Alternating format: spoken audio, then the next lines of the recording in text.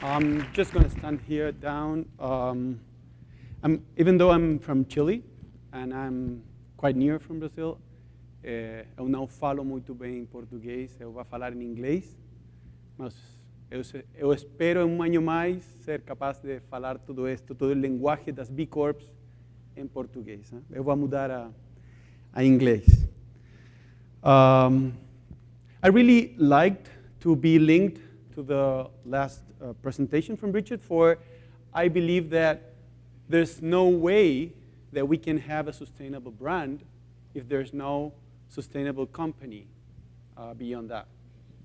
So how to identify a sustainable company is something that is very challenging and absolutely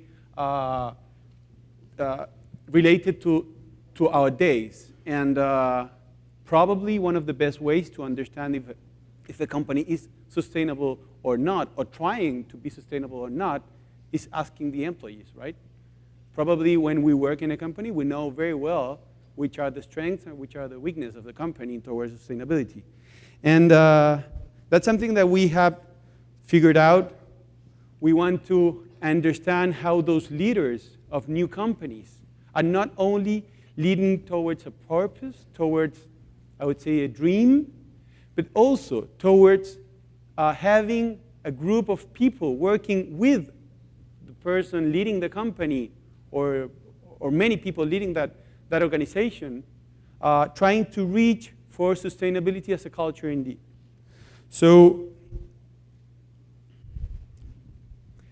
actually we know and we've seen many different stories here in Brazil, in Chile, and of course in the US, Europe, Asia, Oceania, Africa, people that want to change and to tackle those big problems that we're facing as humanity.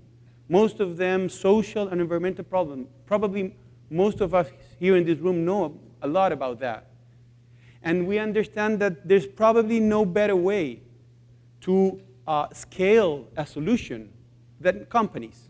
Companies allow us to have products that spread all around the world, to get solutions in our mobile phones, to have a capability of really increasing impact. Why don't we use companies as a tool for change, as a tool for really solving most of our big issues in terms of social and environmental problems? I must say, I don't believe in the perfect company. There is no perfect company. But there must be some ways to understand and differentiate, I would say, a good company from just good marketing. And that's very important in this time. When we have those communities and those citizens so empowered, they are recognizing when the message is not real, when the message can be misunderstood at the same time. I just want to show people like Cesar or Alex. All of you probably saw yesterday Guayaquil, and how Alex is absolutely committing to regenerate the Atlantic forest. Cesar is committed to work towards solving the prisoners problem. And he has a building, a constructing company, working with people in prison and allowing them, when they are allowed to leave the prison during the day, they work with him, and he's decreasing the levels of people repeating I don't know how to say that in English, the problem that brought them into prison, right? Or Sustainable Fashions through Cobreme. That's a company that is fantastic on working with not only artisans, low-income artisans, but working all the time with materials that are not only recycled, but sustainable materials, and allowing those people and those materials to get up to big fashion places. Well, I'm going to pass through that. If you don't see that, yesterday, that we work towards recycling and having a culture without waste, understanding that the waste is not more than a great excuse to talk about responsible consumption. Divigi, they from Argentina, they work on watering and solving problems towards water. And CDI LAN, I don't know if you know him, Marcel Fukuyama is from Sao Paulo, and they are trying to solve problems towards the distance of technology applied to vulnerable population. Those are many of different examples of people. I would say most of them, of course, in the slide are young people, but people from different ages, mainly with a new mindset, that are saying, why don't we use not only our skills, but our tools to solve some of the big issues of humanity through companies, through businesses, and through profits. And we said that yesterday, profit as a consequence of doing extraordinary things, but doing it as well with extraordinary, or at least trying to apply to the best practices. I mean, it's not only about what you do, it's a lot about how you do it as well. So we can see also Ibritec. Ibritec is a company, a Colombian company. They're applying solar solutions for low-income population. Epuyen, they work in nutrition and mainly working on obesity as a big problem. Cumplo, they're trying to solve the problems of borrowing. Yesterday we were talking about problems of financing and how hard it is for people maybe to get some borrows and obtain credits with a low interest, and they have been sued by the whole financial system in Chile because they changed the rule. Most of these people are not only wanting to do a good business, are not only wanting to give a purpose on what they do every day and what the people do every day, they want to really change the rules of the market where they're acting, and many times what they do as well, they bring new laws to the spectrum. And Cumplo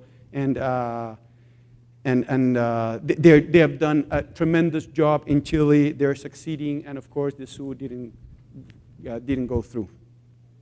Trum, David is a great guy. He of course has a problem of mobility. He had an accident, and he started working on producing products for people with different capabilities and structures for wheelchairs, and he has done a tremendous job himself, I mean, with his own different capabilities. Maria Farinha, vocês provavelmente, you probably know her. I mean, you know Maria Farinha and the movies and what they've done on trying to bring all the structure of movies towards the good causes.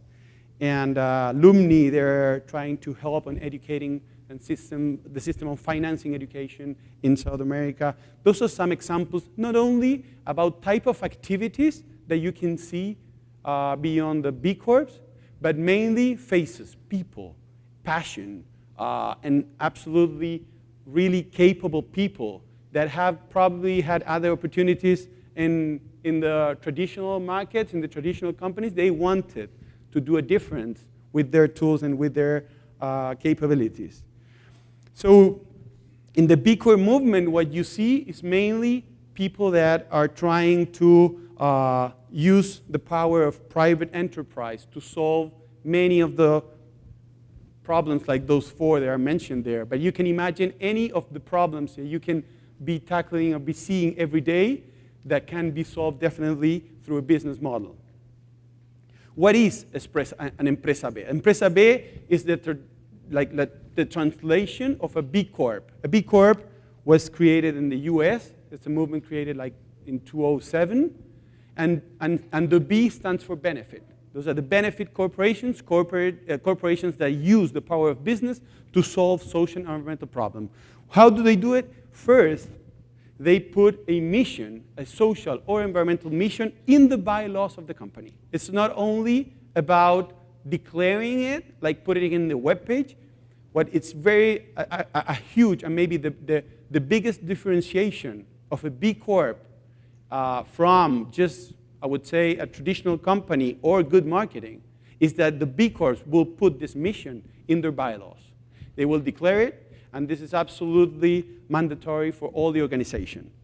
The second thing is that they are certified by a third party. In this case, it's B-Lab. The B assessment is a process that you can go through online. You can go through B Corporation sistemab.net or sistemab.org, and they will check your behavior, your practices in mainly 7 areas. One is the business model, how your business model is working on solving social and environmental problems. See, I've showed some cases of, I would say, green companies, social companies, but I've shown as well some more traditional companies, like a building company, right? And the business model can be through the practices, not only about about what you do, also about how you do things. And the certification will check the business model, will check the labor practices, will check the environmental practices, the governance, transparency, will check as well the relationship with communities and the relationship with providers. So it will check the whole company, not only one product, not only one service or one area. It will check the whole company. And finally, it will go through, it will go through a process of understanding if the company meet those standards. Here I want to mention something that it's quite important. People will just fill this form online, and when filled the form, it will take you it will take you from, 4 hours up to, maybe it will take months. It depends on the size of the company. It will depend as well on the focus you put on that. You will fill a form on self-evaluation.